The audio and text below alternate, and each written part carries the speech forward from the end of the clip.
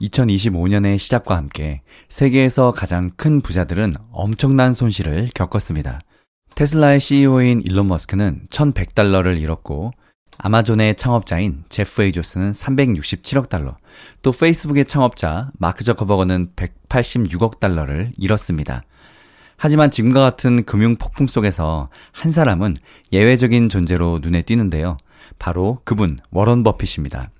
대표적인 투자자이자 버크셔 해서웨이의 회장인 워런 버핏은 1월 이후 자산이 234억 달러, 우리 돈으로 약 34조 1,900억 원 증가한 것으로 나타났습니다. 현재 그는 2025년 첫 3개월 동안 자산이 증가한 세계 상위 10명의 억만장자 중에 유일한 인물로 꼽힙니다. 블룸버그 억만장자 지수에 따르면 그의 재산은 현재 1,650억 달러에 달합니다. 버크셔 해서웨이의 시가총액은 최근 몇 주 동안 테슬라를 넘어섰는데요. 2024년 말 테슬라는 버크셔 해서웨이에 비해서 훨씬 더 높은 가치를 지녔지만 지금은 버크셔 해서웨이가 1,120억 달러로 테슬라의 782억 달러보다 무려 44%나 더 높은 가치를 기록하고 있습니다. 94세의 오마의 현인이라고 불리는 워런 버핏은 여전히 버크셔 해서웨이를 성공적으로 이끌고 있는데요. 그는 이 회사를 금융과 산업의 제국으로 변화시켰으며 그의 자산은 현재 세계에서 4위에 올라 있습니다. 2025년 1월부터 4월까지 버크셔 해서웨이의 이익은 1,460억 달러에서 1,680억 달러로 증가했는데요. 클래스 B 주식의 가치는 7.1%나 상승해 있습니다.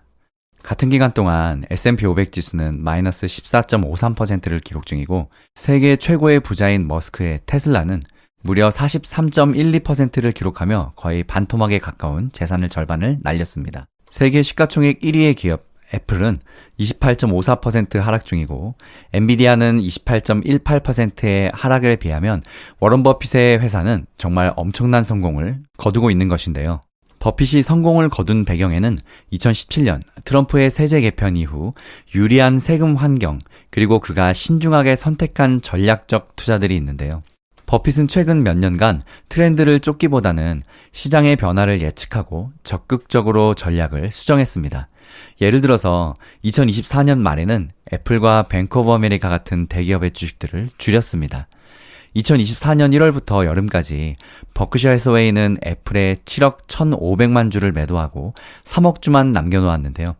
이는 기술주 가치 조정의 영향을 최소화하는데 결과적으로는 엄청난 방어에 성공했죠. 또한 10월 초에는 뱅크 오브 아메리카 주식 60억 달러치를 매도하면서 해당 은행에 대한 지분을 10% 미만으로 줄였습니다. 이는 2020년부터 시작된 은행업에서의 점진적인 철수의 일환으로 연준의 금리 정책과 핀테크의 급성장에 대한 불확실성 때문이었습니다. 버핏은 이렇게 장기적인 관점에서 투자하는 것을 정말 중요시하는데요. 그는 알지 못하는 분야에는 절대 투자하지 말라는 원칙을 지금까지 고수하며 일본에서의 투자 전략을 강화하는 등 안정적이고 내구성 있는 투자처를 선택해왔습니다. 그가 투자한 자원과 에너지 분야는 세계 경제의 불안정성에도 상대적으로 영향을 덜 받았습니다. 2025년 4월 첫째 주 도널드 트럼프의 관세 발표로 인해서 월스트리트가 혼란에 빠졌을 때 미국의 대부자들은 큰 손실을 봤습니다. 마크 저커버거는 179억 달러, 제프 베이조스는 159억 달러, 일론 머스크는 110억 달러를 잃었으나 워런 버핏은 25억 7만 달러만 감소했습니다. 그의 최근 이익 실현, 또 신중한 관리, 그리고 현금 보유는 그가 다른 억만장자들보다 이번 경제 충격을 더 잘 견딜 수 있게 해주었는데요. 지난달 CNBC 인터뷰에서 워런 버핏은 백악관의 현 주인에게 다소 냉정한 평가를 내리기도 했습니다. 그는 관세는 사실상 전제 행위와 같다라며 미국인들이 그 대가를 치르게 될 것이라고 말했는데요. 그는 또한 경제에서는 항상 그렇다면 다음은 무엇인가? 라는 질문을 끊임없이 던져야 한다고 강조했습니다. 현재로서는 오마의 현인의 미래는 상대적으로 차분해 보이는 상황입니다. 한편 세계 금융 중심 월가의 전설적인 투자자 빌 그로스가 뉴욕 증시에서 떨어지는 칼날을 절대 잡지 말라고 조언했습니다. 뉴욕 증시가 5년 만에 최대폭으로 떨어졌다고 저가 매수에 나서기보다는 일단 상황을 지켜보라는 이야기인데요.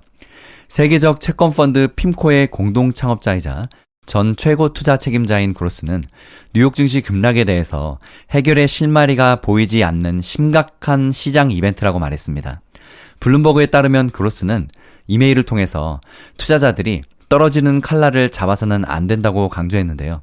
이번 매도세는 1971년 근본위제 종말과 비슷한 수준의 경제시장 이벤트라고 그는 말했습니다. 뉴욕 증시는 트럼프의 전면적인 관세에 2020년 팬데믹 이후 최대의 낙폭을 기록했습니다. S&P 500 지수는 2거래일 만에 9,600조 원이라는 정말 말도 안 되는 엄청난 금액이 한순간에 증발하기도 했었는데요. 그로스는 트럼프가 당장 물러설 수 없다며 그는 너무 마초라고 표현했는데요. 그는 금리 하락기에 상대적으로 안전한 배당을 주는 국내 통신사 AT&T, 버라이즌을 예의주시하고 있지만 과매수 영역에 접근하고 있어서 이런 경우에도 주의해야 한다고 또 당부하기도 했습니다.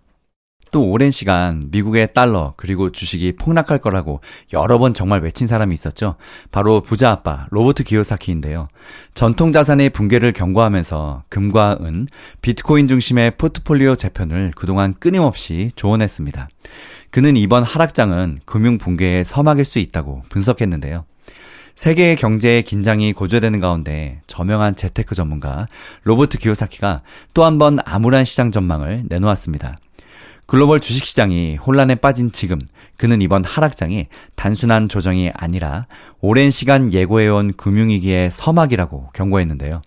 최근 미국과 중국 간의 관세 갈등과 연준의 금리 동결 발표 속에서 비트코인은 단 몇 분 만에 2% 하락했고 투자자들 사이에서는 낙관론과 불안이 엇갈리는 상황입니다.